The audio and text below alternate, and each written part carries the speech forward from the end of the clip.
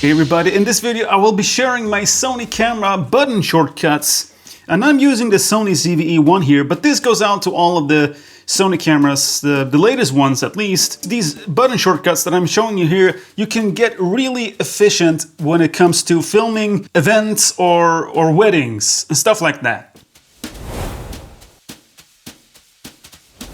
So let's just start here at the top of the camera. These two buttons here to the right, they control my focus in one way or another. So let's just start with this one to the far right. If I press this one, as you can see here on the screen, I'm changing my focus between auto and manual. So the idea here is to, if your autofocus is messing up, you can just quickly press your button here while holding the camera like this. You press this button and now you're over to manual focus, and you can quickly adjust the focus and just let autofocus take the back seat for a while. And then I can quickly go back to autofocus if I want to. And then the button next to it is actually force focus.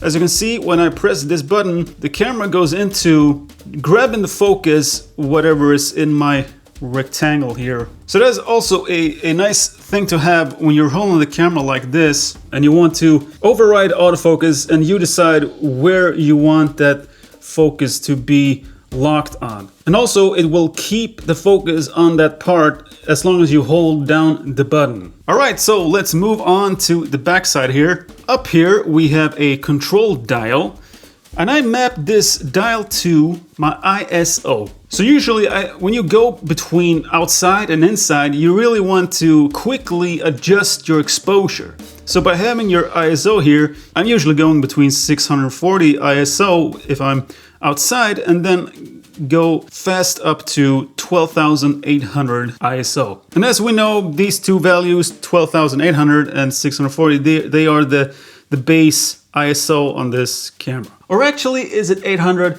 Well, I actually can't remember right now. But even so, it's nice to have this control dial here on my thumb to quickly adjust my exposure via ISO. So down here, this button is standard. You can go in and quickly check if your focus is good. And then we have this other control dial here, and I mapped this to white balance. And again, this is nice to have when you're going between different environments.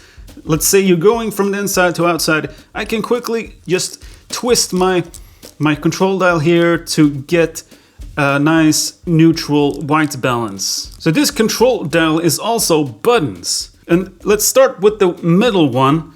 If I press the middle button here, I go into my focus area selection page. So here in this page, I can change the focus area of the autofocus. And if we go back, let's just pick one here.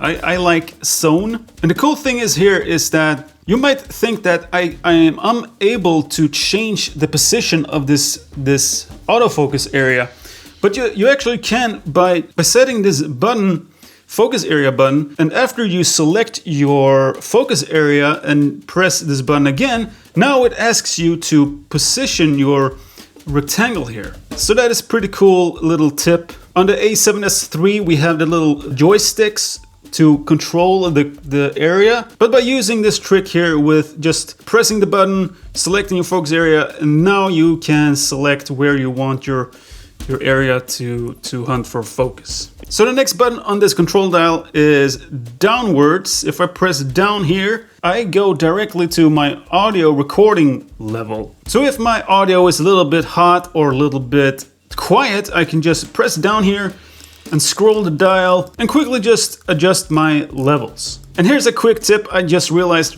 while recording this. If you press the trash can here, it will reset to default value. And maybe this works on other parameters inside of the camera. If we press the trash can, it will go back to default value. And here is my last tip, but oh so important, because as you can see in this camera, this Sony camera, we only have two control dials.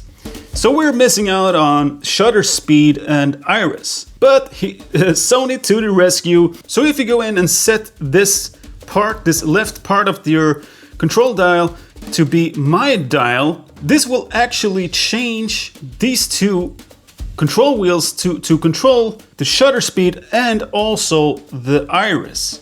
So I press this once, and now with this top control dial, I am controlling the iris, as you can see. And now if I go down here, I am controlling the shutter speed. So that is a perfect solution to just having two control dials by using my dial inside of the Sony camera. And you can map these two to basically do anything you want. You don't have to choose iris and shutter speed like I have done here. You can maybe set it up so that you control your audio record level. Don't quote me on that, but there are a lot of things that you can control with these two dials. Okay everyone, I hope this was helpful, and if you got any questions, let me know in the comment section. I will see you in the next one. Bye!